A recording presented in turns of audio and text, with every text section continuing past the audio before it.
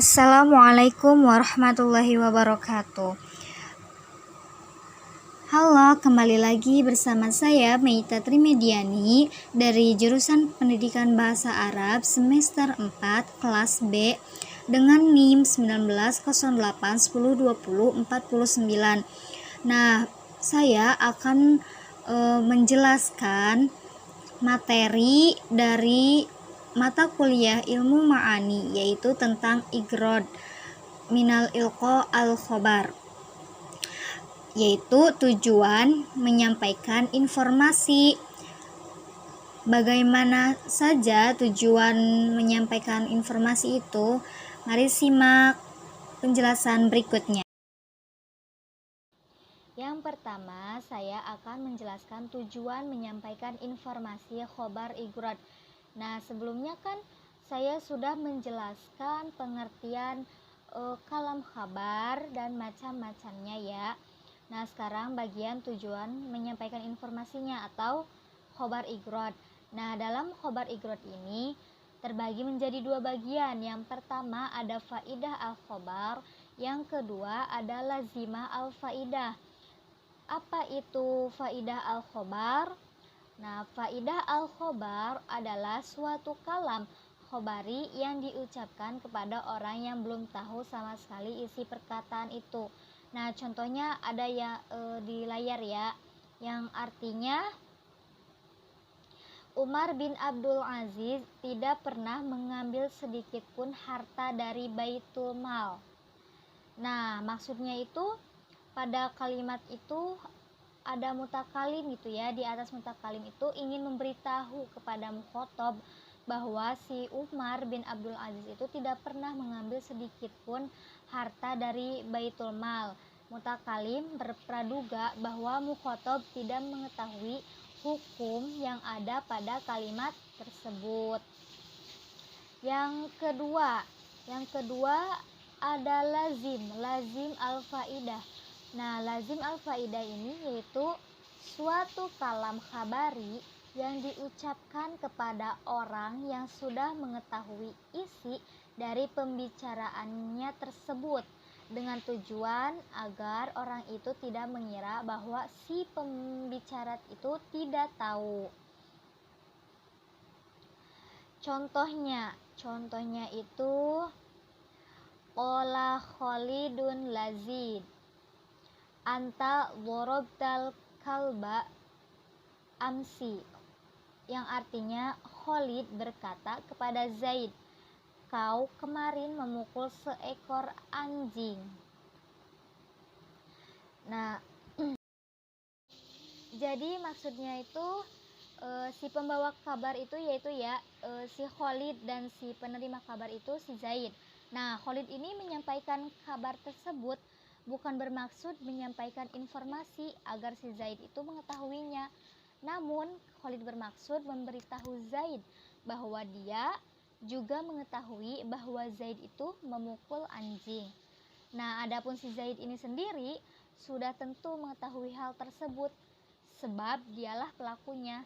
Dalam artian, si penerima kabar sama sekali tidak mendapatkan faidah dari informasi yang disampaikan.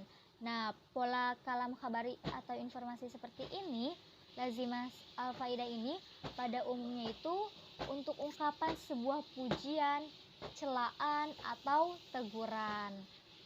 Nah, itu pengertian atau tujuan dari igrod al-khobar, yaitu faidah al-khabar dan lazimah al-faidah. Penjelasan kedua yaitu menurut konteks kalimat terbagi menjadi 7. Yang pertama ada izhar al-dofi, yang kedua ada istirham atau istiltof, yang ketiga ada izhar al-tahasur atau at-tahazun, yang keempat ada al-fakhru, yang kelima ada at-tabzir, yang keenam ada al-hadsu al-ahjad, yang terakhir ada al-mad.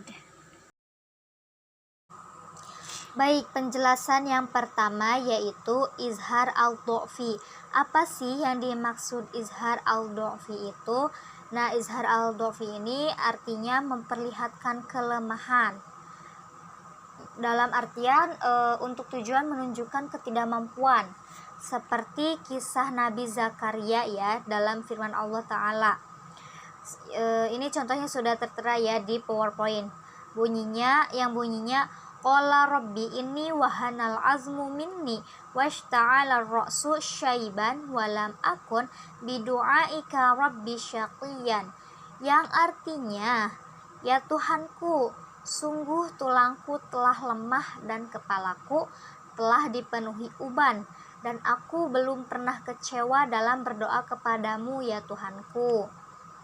Nah, penjelasan yang kedua yaitu ada istirham atau istiltof. Apa yang dimaksud istirham atau istiltof? Nah, istirham atau istiltof ini artinya minta dikasihi, atau dalam artian untuk tujuan meminta belas kasihan ya. Contohnya itu seperti yang tertera di PowerPoint. Robbi inni lamma unzilat ilayya min khairi faqir. Yang artinya, Tuhanku, aku ini sangat membutuhkan kebaikan yang Engkau berikan padaku. Nah, yang menjadi minta dikasih itu, belas kasihan itu ya, sangat membutuhkan yang Engkau berikan kepadaku. Berarti siapa? Si mukhatab, si Nabi Musa ini ya sangat membutuhkan gitu ya belas kasihan dari Allah Subhanahu wa taala. Nah, yang ketiga ada izhar al-tahassur atau izhar at-tahazun. Nah, izhar at-tahazun ini artinya itu memperlihatkan penyesalan. Dalam artian izhar al-tahasur ini yaitu untuk tujuan menunjukkan suatu kenistaan atau kesedihan seperti kisah dilahirkannya. Seperti contohnya itu yang bunyinya sudah tertera ya di PowerPoint. Seperti doa Imran bapaknya Maryam yang dihikayatkan dalam Al-Qur'an, yaitu Rabbi ini wadu'atuha unsa wallahu a'lam bima wadu'at, yang artinya Tuhanku, aku telah melahirkan ia wanita dan Allah mengetahui apa yang ia lahirkan. Nah, itu adalah penjelasan dari izhar al-tahassur atau yang keempat ada al-fakhru. Nah, al-fakhru ini artinya yaitu sombong. Sombong seperti perkataan Amru bin Kalsum yang artinya ya, jika seorang anak kami telah lepas menyusu, semua orang sombong akan tunduk menghormatinya. Nah, itu adalah jadi itu tuh al-fakhru itu tujuannya itu untuk tujuan kebanggaan gitu ya. Nah, yang kelima ada at-tabzir. At-tabzir ini adalah perbuatan halal yang dibenci Allah adalah talak. Contohnya itu ya, at-tahzir. Nah, jadi at-tahzir ini artinya itu untuk tujuan memberikan perhatian. At-tabzir itu ya. Yang keenam ada al-hadsu al-ahjad, yang artinya untuk tujuan memotivasi atau membangkitkan. Contohnya seperti siapa yang bersungguh-sungguh maka akan memperoleh kesuksesan. Nah, itu adalah arti dari al-hadsu atau al-ahzad. Nah, yang terakhir ada al-mad. Al-mad artinya itu untuk tujuan memuji. Nah, itu adalah arti dari semua menurut konteks kalimat. Yang penjelasan terakhir yaitu ada menurut kondisi mukhotob. Nah, menurut kondisi mukhotob ini terbagi menjadi 3 bagian. Yang pertama yaitu khobar ibtidai, yang kedua khobar tolabi, yang ketiga ada khobar ingkari. Nah, khobar ibtidai ini atau permulaan ini yaitu apabila si mukhotob itu tidak ragu dan tidak mengingkari informasi yang disampaikan kholi atau alzin, ya, disebutnya itu kholi atau alzin, maka kalimat khobar tidak mesti memakai alat taukid atau penegas. Contohnya as-sayyaratu saqitatan fil wadi. Nah, itu adalah khobar ibtidai. Yang kedua yaitu khobar tolabi. Apa yang dimaksud khobar tolabi? Khobar tolabi ini tuntutan.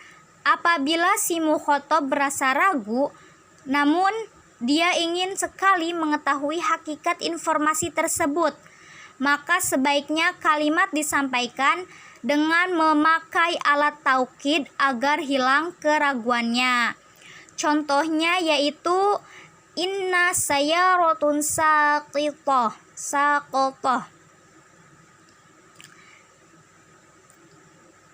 Nah, itu adalah contoh dari khobar tolabi.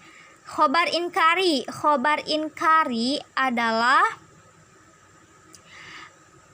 apabila si mukhotob mengingkari informasi yang disampaikan, maka wajib memakai satu alat taukid atau lebih sesuai dengan kuat dan lemahnya pengingkaran tersebut. Contohnya yaitu wallahu inna sayyaratu lisaqotoh. Nah, itu adalah penjelasan dari igrod min ilqa al khobar wa adribuhu wa tahlilaha fi nasusu al-Arabiyah.